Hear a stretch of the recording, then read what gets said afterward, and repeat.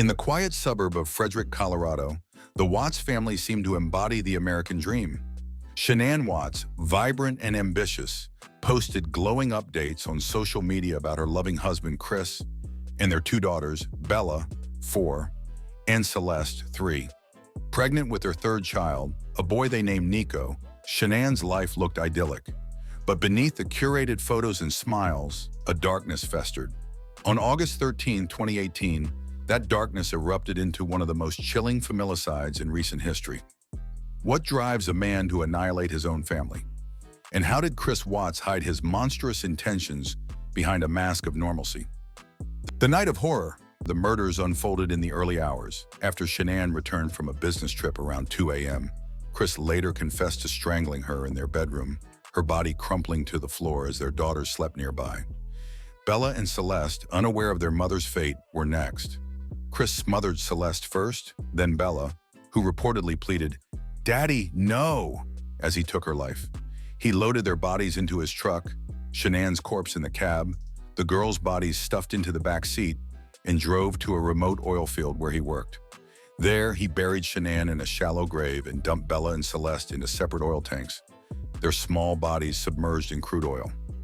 How could a father commit such an act? What breaks inside a person to make this possible? A web of lies. The aftermath was a masterclass in deception. Chris played the concerned husband, texting Shanann's phone and pleading for her return on local news. But cracks appeared quickly. Shanann's friend, alarmed by her sudden silence, alerted police. Within hours, investigators found inconsistencies in Chris's story.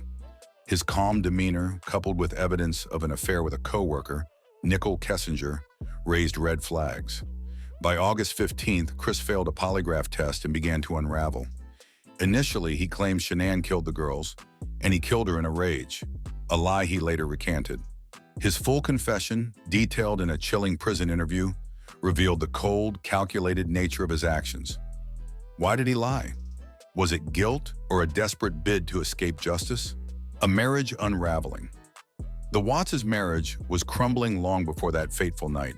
Financial strain, with mounting debts and a looming bankruptcy, strained their relationship. Shanann's success in a multi-level marketing company contrasted with Chris's quieter role as an oilfield operator, creating tension. His affair with Kessinger, which began months earlier, offered an escape. Chris later admitted he saw Kessinger as a new beginning, one that didn't include his family. Text messages revealed Shanann's growing despair, sensing his emotional withdrawal but unaware of the betrayal. Did she suspect the depth of his detachment? Could anyone have seen the monster he was becoming? The investigation and confession investigators moved swiftly. Surveillance footage, phone records, and Kessinger's cooperation exposed Chris's double life. In a February 2019 prison interview, he described the murders in harrowing detail. The weight of Shanann's body, the girls' trusting eyes, the oil tank's suffocating darkness. He claimed no clear motive, only a vague sense of being trapped. Psychologists later speculated about narcissistic traits or a dissociative break, but no diagnosis fully explains the horror. Chris pleaded guilty to avoid the death penalty, receiving multiple life sentences without parole.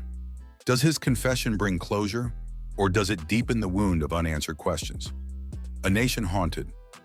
The Watts case gripped the nation, fueled by Netflix's American Murder, The Family Next Door, which used Shanann's own videos to tell the story. The contrast between her hopeful posts and the grim reality is gut-wrenching. Public fascination lingers. On Reddit, true crime enthusiasts dissect Chris's psyche, while others mourn the innocence of Bella and Celeste. The case raises unsettling questions about trust, family, and the hidden darkness in those we love. How well do we know the people closest to us? A lasting chill. As Chris Watts sits in a Wisconsin prison, the ghosts of his family linger in the public's mind. The oil tanks, the shallow grave, the pleading voice of a child. These images haunt us. The Watts family murders remind us that evil doesn't always lurk in shadows. Sometimes it sleeps beside you, smiling for the camera. What would you do if you sensed something off in your own home? Would you see the signs in time? If you enjoyed this video, make sure to subscribe to this channel for more content. Thank you.